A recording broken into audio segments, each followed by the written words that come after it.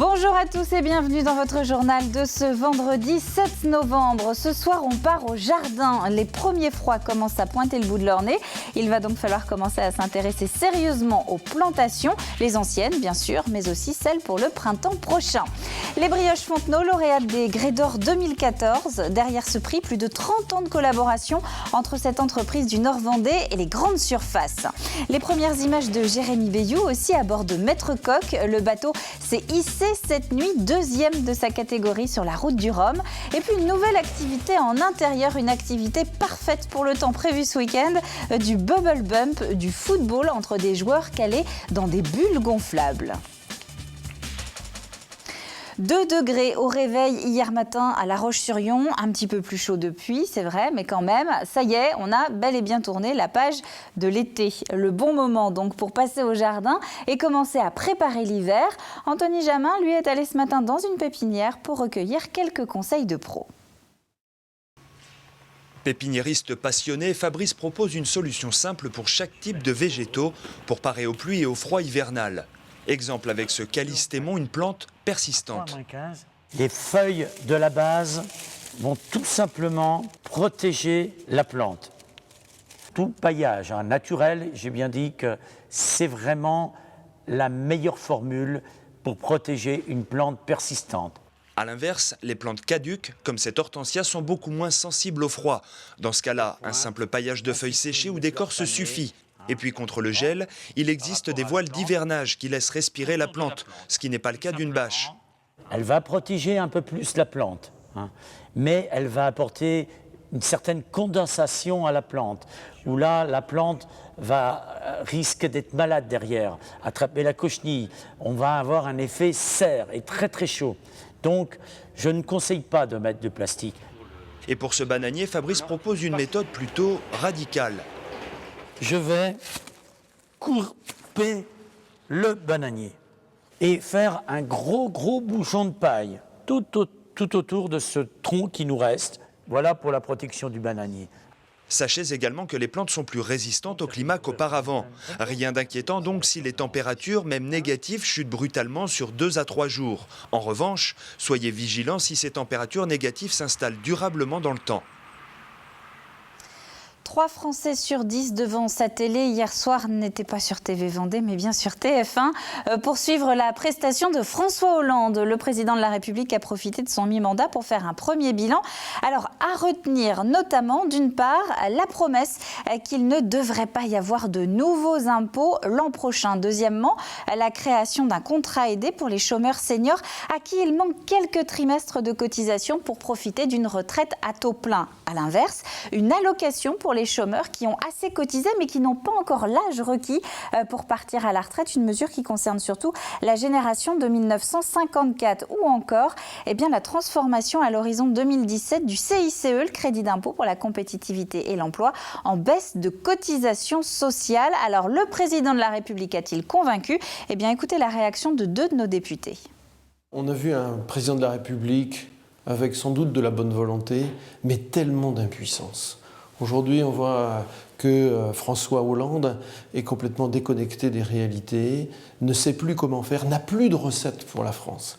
Et c'est catastrophique pour les Français de voir un président de la République sans solution d'ici 2017. Un président combatif, qui est cohérent, qui ne baisse pas les bras face aux difficultés, qui assume aussi toutes ses responsabilités et tout ce qui se passe depuis le début de son mandat en 2012. Il a tracé également un chemin, une perspective, et puis je l'ai trouvé également très à l'écoute et très proche finalement de nos concitoyens à travers les 4 Français qui sont venus l'interroger, discuter avec lui sur le plateau. Alors l'emploi qui était donc au centre de ce mi-mandat de François Hollande hier soir et qui plus largement est une des priorités dans la communication du gouvernement. Nouvel exemple hier à Olonne-sur-Mer avec le sous-préfet Jacky Autier. Le représentant de l'État est allé à la rencontre de l'entreprise de produits déshydratés Titoc et surtout de son jeune salarié recruté en emploi d'avenir. Un deuxième contrat de ce type est d'ailleurs prévu par les dirigeants des embauches réalisées sur les conseils de la mission locale Vendée-Atlantique. De l'expérience que nous avons donc sur 2 ans, c'est un contrat qui est d'une totale efficacité, qui correspond aux besoins des jeunes pour leur avenir, aux besoins des collectivités sur le secteur non marchand et aux besoins des entreprises qui ont aussi, elles, besoin de flexibilité. Sur le littoral, notre préoccupation, c'était toujours l'effet de la saisonnalité, avec des contrats précaires pour les jeunes. Ce dispositif permet de stabiliser réellement leur situation personnelle, sociale et professionnelle, tout en développant leurs compétences, puisque l'un des objectifs, c'est bien de les aider à acquérir de nouvelles qualifications.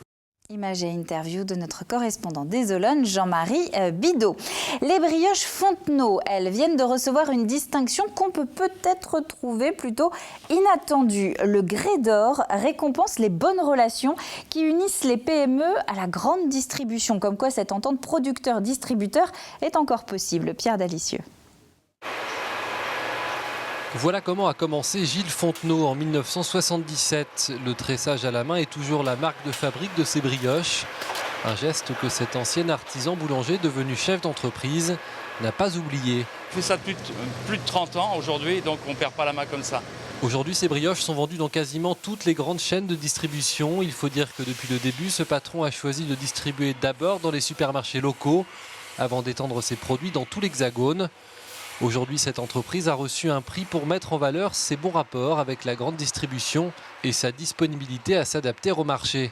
Les rapports que nous avons avec la grande distribution se passent bien. Il y a toujours à des moments tendus sur les prix, ça c'est clair, mais on le sait, c'est notre métier.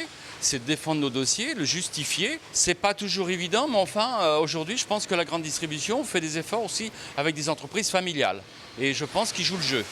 Il faut dire qu'ici, on joue la carte du terroir. Brioches et gâches sont vendus en marque distributeur, côté produits régionaux, de plus en plus présents dans nos grandes surfaces. Et ça, Gilles Fontenot l'a très vite compris. On cherche les niches. Les niches produits terroir, certifiés IGP, brioche vendéenne et gâches. Donc aujourd'hui, ça c'est notre force de l'entreprise familiale, de travailler avec cette grande distribution sur le plan national, que ce soit toute enseigne confondue, et donc on vient avec notre savoir-faire du terroir.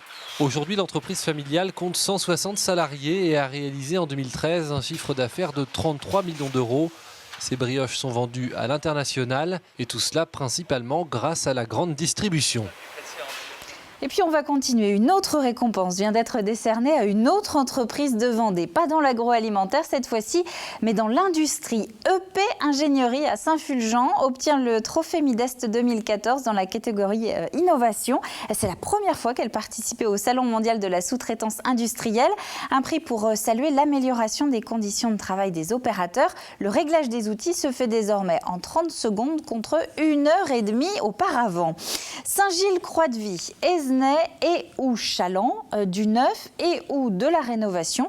La situation autour de l'augmentation prochaine du nombre de lycéens dans le Nord-Vendée suscite encore beaucoup de questions, notamment concernant les infrastructures. Une chose est sûre, on estime à 700 le nombre de futurs lycéens à Saint-Gilles-Croix-de-Vie, autour de 600 à Esnay. Il faut donc anticiper ces inscriptions, d'où la visite hier soir par la région de 2 sites qui pourraient accueillir un nouvel établissement. À Esnay comme à Saint-Gilles, il faut faire quelque chose de nouveau sur ces territoires-là. Il y a de plus en plus de familles, de plus en plus de jeunes. Les jeunes sont plus loin des lycées, ils ont des temps de transport très importants. Donc notre volonté, c'est améliorer l'accès à la formation, les conditions de vie des jeunes, leur bien-être, pour améliorer la réussite scolaire. Donc aujourd'hui, on va approfondir sur les 2 sites la réflexion, écouter tous les acteurs, et le Conseil régional prendra les décisions au début de l'année 2015 pour des projets qui seront lancés entre 2014 et 2020. Alors, pourquoi c'est la région qui prend ces décisions ? Eh bien, tout simplement parce que c'est elle qui a la responsabilité des lycées. En sport, on s'approche de la fin de la 2e édition des internationaux de tennis de Vendée. Finales simples et doubles sont prévues dimanche. Elles seront d'ailleurs retransmises en différé à partir de 16h sur TV Vendée. D'ici là, les matchs continuaient, évidemment. Aujourd'hui, image ici des quarts de finale entre le français Pierre-Hugues Herbert en noir et blanc et le lituanien Ricardas Berankis Yankees. Et c'est le Français qui s'est qualifié pour les demi-finales. En mer, on met le cap sur la route du Rhum. Au classement de 16 heures, la course est toujours menée par Loïc Perron. Chez les Vendéens, c'est un petit peu mieux pour Lionel Régnier qui gagne une place chez les classes 40. Alessandro Di Benedetto, lui, ne bouge pas, il est toujours 6e. Et puis, une très belle performance pour Jérémy Bayou. Le skipper au sponsor vendéen Maître Coq talonne désormais François Gabard, le dernier vainqueur du Vendée Globe. Une deuxième place chez les IMOCA qui le ravit. Ouais, ça envoie du bois, hein. Ça envoie du gaz. Le bateau a 20 nœuds sous pilote. Et tout va bien sous Maître Coq. Salut les poulets. Tout va bien et ça envoie du bois. Une idée d'activité pour les week-ends d'hiver à venir maintenant. On connaît tous le football. On est nombreux à connaître sa version intérieure, le futsal. Mais est-ce que vous connaissez le bubble bump? Delphine Ledu s'est laissée tenter par cette variante arrivée en Vendée cet été, arrivée en direct des pays scandinaves. Première étape pour Olivier et Thibaut, gonfler les bulles. Une fois rempli d'air, on passe à la seconde partie, les recommandations. Deux personnes qui s'entrechoquent doivent le faire de face. C'est-à-dire qu'il ne doit pas y avoir de choc de dos ou sur les côtés. Ça peut faire mal à la nuque ou au niveau des côtes. Les joueurs sont enfin prêts pour une séance de bubble bump.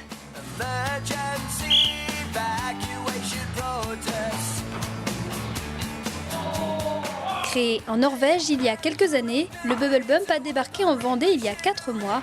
Un nouveau sport insolite qui s'appuie sur les mêmes règles que le foot. À une exception, une bulle recouvre la moitié du corps. Vous êtes entouré d'une bulle d'air qui protège déjà votre tête, votre corps, vos jambes bien sûr. Le réflexe humain, c'est de pouvoir tout simplement les replier quand on est choqué.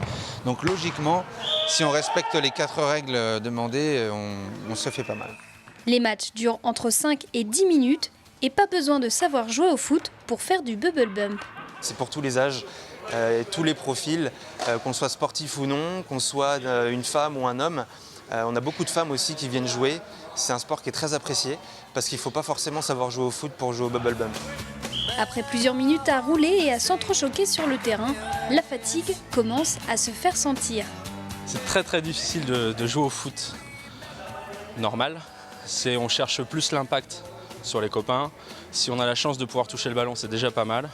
En tout cas, c'est la première fois que j'y joue, donc c'est l'impression que j'ai eue. Le bubble bump continue de se développer et peut se pratiquer dans une dizaine de villes en France. Avant la Vendée, Olivier et Thibaut ont déjà apporté le concept à Nantes.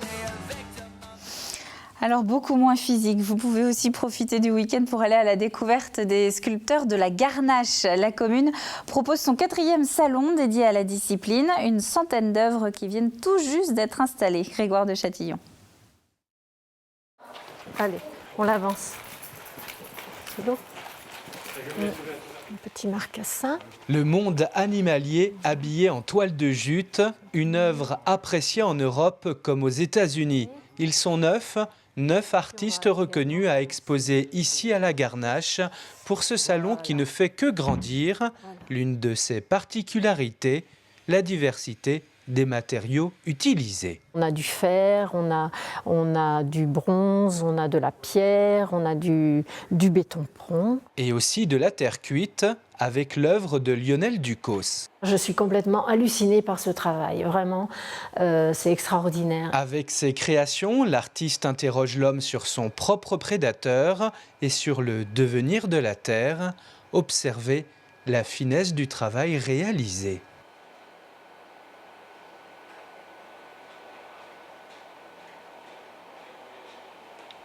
Reste quelqu'un qui peut te donner un coup de main?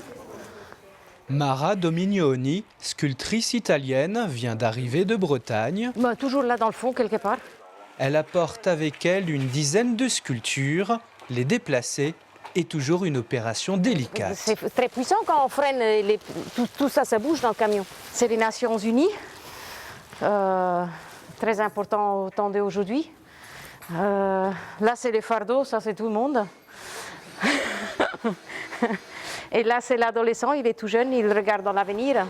Le dernier salon de sculpture à la Garnache, c'était en 2011. Cette année, c'est une centaine d'œuvres exposées à l'espace Prévert pour le plus grand plaisir des amateurs d'art.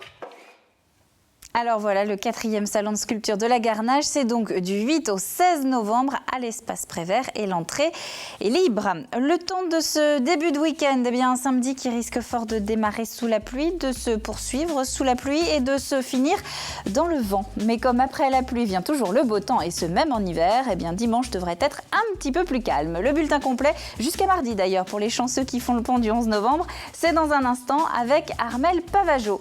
C'est la fin de ce journal, merci à vous de l'avoir suivi. Prochain rendez-vous avec l'actu vendéenne, c'est lundi, évidemment, avec Edwige Richard. D'ici là, très bon week-end à vous tous sur TV Vendée et à bientôt.